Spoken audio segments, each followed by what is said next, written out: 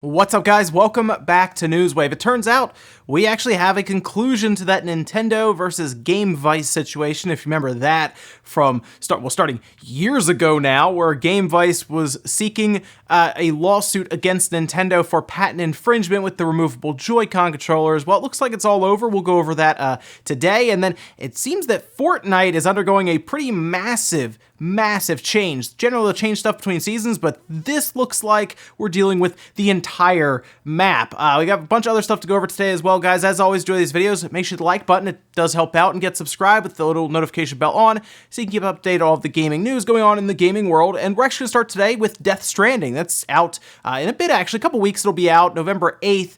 But we found out a few things. One, we found out the file size, which is 55 gigabytes. That's about right. I mean, that's about what we kind of expect now with a lot of games, about 50 gigabytes or so, unless it's Red Dead Redemption 2, which is like 100. And then, of course, if you get on PC, you get things like Call of Duty with over 150 gigabytes at 175. But the other interesting thing about this is the embargo is up a week prior to its release. November 1st is when the embargo actually lifts. And this is interesting for a few things. One, if there is any big twist in this game, it'll probably be spoiled, let's be honest. If it's going to be out to reviewers that long of time for a review, yeah, you're going to probably find out if there is a big twist. And two, it also means that they're probably kind of, or at least fairly confident in how this thing is going to review, because a lot of times we'll see these reviews be embargoed until either the day before or the day of release if they're unsure, they're not as confident. So I guess Kojima is confident, Sony's confident, somebody is. But at least we'll have plenty of time to kind of mull over the reviews and the Metacritic scores and all of that and see if it is the big game that Kojima's been talking about. Also, if you've been someone who has had one of the RTX cards and enjoying kind of what ray tracing looks like with some of the older games, Quake 2 is a really cool idea with ray tracing. Well, it looks like Nvidia is kind of figuring that out as well, as they have posted a job listing for a producer that's going to be running, and I'm not even kidding, what appears to be a studio dedicated to remastering old games. You can see that here, and it says Nvidia is kicking off an exciting new game remastering program. We're cherry-picking some of the greatest titles from the past decades and bring them into the ray tracing age, giving them state-of-the-art visuals while keeping the gameplay that made them great. This is pretty neat, because we've seen some of the effects that ray tracing can have, specifically on, of course, a lot of people will say lights and shadows and all of that, but it does kind of give older games like a new paint job. It's really, really neat, some of the effects you get out of it. And because they're older games, they don't necessarily have the same, I guess, just overall performance impact that you see on some of the newer stuff with ray tracing. That gets a little crazy, but we are getting driver updates and the games are updating as well. Now I'm just trying to figure out what they would go back and do. You'll have to let me know what ideas you have, because they're not saying which games. Sounds like they're going to be cherry picking some of the big ones that they'll go back and do, but I've heard people kind of talking more and more about Crysis with ray tracing and stuff, so maybe they'll go back and grab some of the classics from PC games that have kind of pushed hardware. It's going to be fun, though, to see what Nvidia comes up with. Oh, and I need your opinion on something here, because this seems a little out there to me, but maybe you've played online recently and you've been a victim of different teammates just quitting out of a game. This was a tweet the Coalition put out saying quitters have been receiving month to year long suspensions for prior behavior. This is how long you can be suspended for being a rampant quitter. Take heed. Over the next few hours, impacted users will be unsuspended, but one quit away from suspension. You have been warned. They're talking up to a possible year-long ban for quitting out. And that is, I think, kind of an issue. Here's the thing with people who quit out all the time. Generally, they'll quit out if a match isn't going the way they want it to and they don't think there's a way to come back. I've seen some people quit out after like a minute, not even, just because. But then I also see people who have disconnections and they'll just quit out. It looks like they're quitting, but really their connection dropped. That's my concern here with Coalition. Can they tell if it is you legitimately going to the menu and quitting, or just hitting the power button or disconnecting? Can they tell the difference from that? I don't think they can necessarily, to the degree that they can issue bans that go alongside of that, because what I would do is just after a few quits, you say, hey, you got to take a time out for a couple hours. And most of the time, those people will just stop playing and move on anyway. And then, yeah, maybe they'll be back tomorrow, but then they can just be banned for a couple hours again after like the first couple quits. It's strange to go up to a year, especially for a game that kind of relies on them being a games as a service. And guys, some of the quickies out of the way, let's get in the bigger stuff. Let's start with Gamevice versus Nintendo. If you remember, we talked about this lawsuit way back when, like it was 2017. It was quite a while ago. And then we talked about them again in 2018, as it appeared that the original lawsuit they were pursuing for patent infringement had been just ended. It sounded like almost a settlement, but then they popped up again in 2018, wanting to really push things and go to court and everything over patent infringement. Well, we finally have our answer. But if you've forgotten what exactly this Gamevice thing is, here's a quick picture. It is basically detachable controllers for something like a tablet or a cell phone, and it seemed that Gamevice was arguing that they came up with the idea, Nintendo stole the idea basically, and they were selling them with a much more popular system, we'll say, than what they have been selling. Obviously, the Switch selling way more than any of these Gamevice accessories, but there were some concerns around this, the idea of it actually sliding on and locking and everything. It just didn't feel the same, and we even saw people going to Gamevice booths with their Switch and stuff, and it was a whole thing.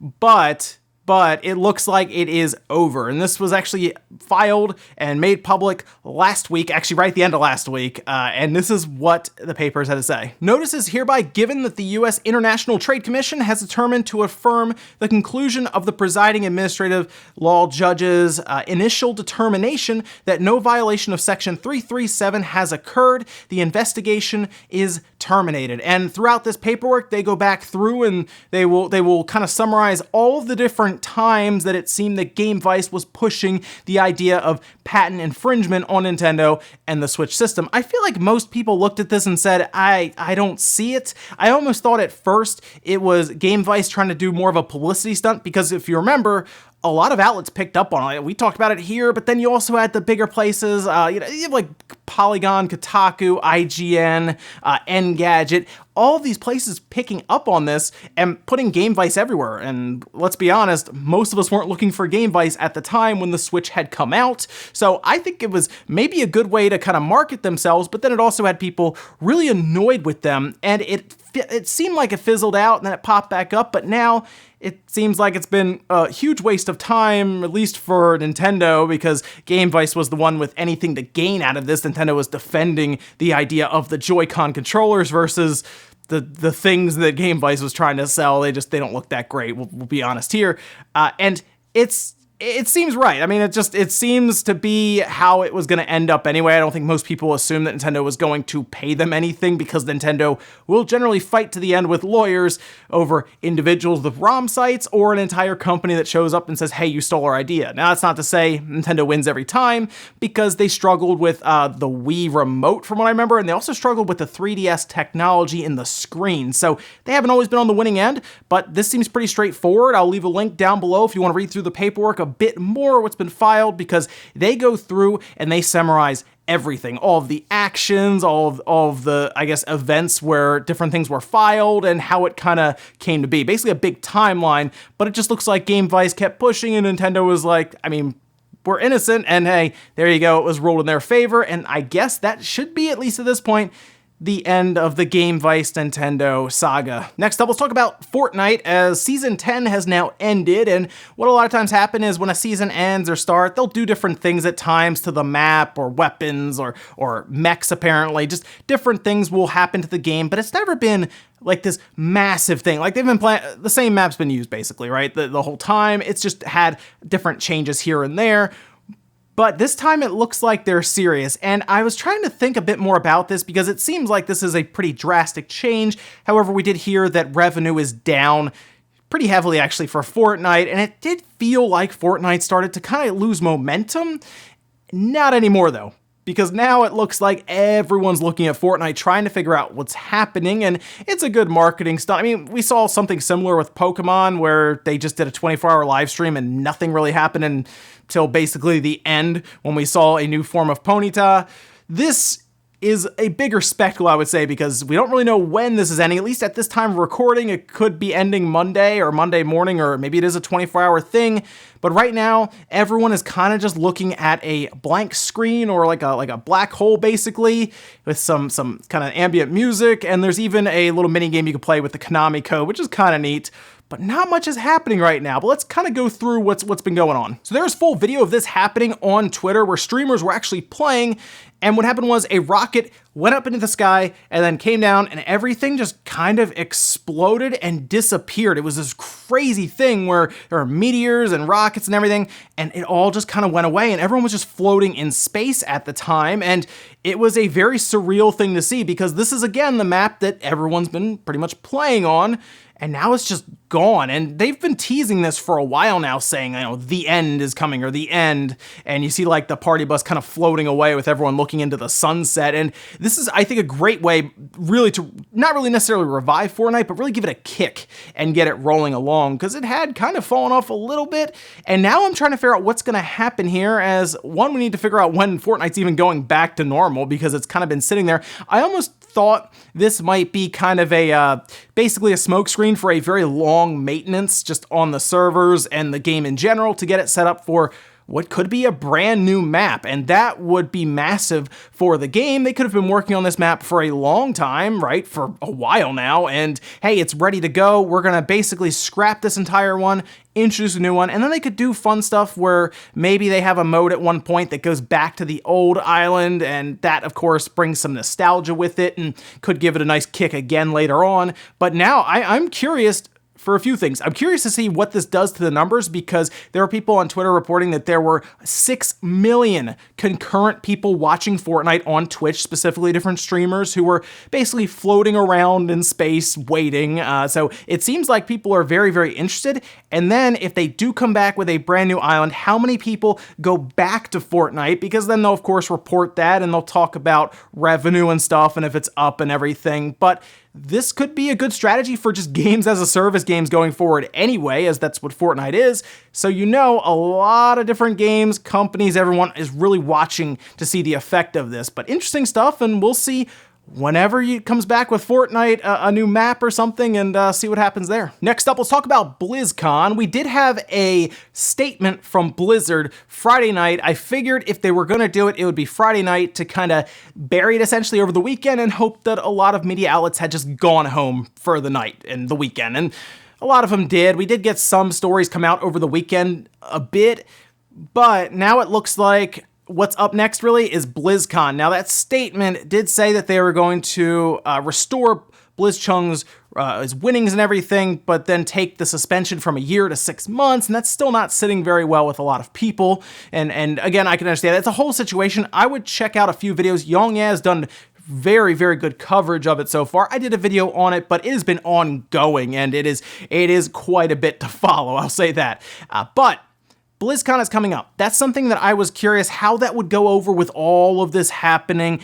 And it looks like it is going to be a bit of a scene there, I'll say that, as there are people now organizing a very massive protest currently that is going to be happening November 1st. Now, of course, November 1st is the first day of BlizzCon, and this is called the Fight for the Future's protest. They're asking different people to bring umbrellas as a sign of solidarity with protesters in Hong Kong. Now, they do have adopted the umbrellas as a symbol, and of course, people will be cosplaying as all different kinds of Blizzard characters and everything, so that'll be a whole scene, but it's going to be an event that's going to be huge for just in general. Like, BlizzCon's already big, right? I mean, last year it didn't go over well, of course, with the whole phone thing and Diablo Immortal, which is still, I don't really know what happened in that game, but that wasn't great. And now it looks like it's going to be even worse, which is really crazy because this is probably the year where Diablo 4 is going to be announced. Hopefully not for cell phones, but that's going to be announced. So we're going to have protesters outside, people unsure if they should be even attending the thing, and the big thing here is people have already given their money, right? So it's not like you're really buying a ticket to go and do this. A lot of people have already had their stuff ready to go for a while now, and this all happens, of course, weeks before BlizzCon takes place. So it's going to be a bit crazy there. I would say if you're going, just, you know, be careful, keep an eye out for everything, and you know, just make sure you're safe when you go there, because depending on how things can go, things can escalate and it can become a whole thing. Hopefully everyone is just safe, peaceful there, and it's just a very, very peaceful protest. And we'll see if Diablo 4 is there, and I'll be curious if there is any kind of open floor Q&A that goes on like they did last year, because it seems like a terrible idea, but they also showed up with a cell phone game last year, so I really can't write them off. And our last bit of news, let's talk about some Luigi's Mansion 3, specifically something for collectors. This does not come with the game or anything. It's being done by First 4 Figures, and they do some very high quality work, but at a pretty good price, I would say. Look, statues, collectibles, they can get pricey, I know, and I was looking at this, and they have a couple of different models. One actually isn't too bad, and depending on, I guess, what you want out of it, it's going to depend on the pricing, obviously, but a couple different versions here. Here is the top one. This is actually the exclusive edition, which you can see there. It does have the Polter Pup. That's the 9-inch painted PVC statue. Has a premium deluxe boxing that's exclusive to First 4 Figures, and it's pretty funny because it has a glow-in-the-dark footprints on the base and everything. I do like the way this looks. It looks really, really nice in the videos they put out. They also have just a collector's edition that still has the Polter Pup in it, but then they also have a standard edition that appears to just be Luigi, just like by himself on like the stand. There is no pup with him there, but the pre-orders are open. You can go check them out until the 15th of November, and you'll have to return to the website on October 18th if you need to validate your signature edition and everything. However, this is pretty neat. Good for collectors. I don't know if everyone's going to be into this kind of thing, but it at least looks really cool, and it's a good piece to have for the collection. I know like a few people who get really into statues, like Jordan, for example, has stuff all over the back, and Austin John Plays has different statues as well.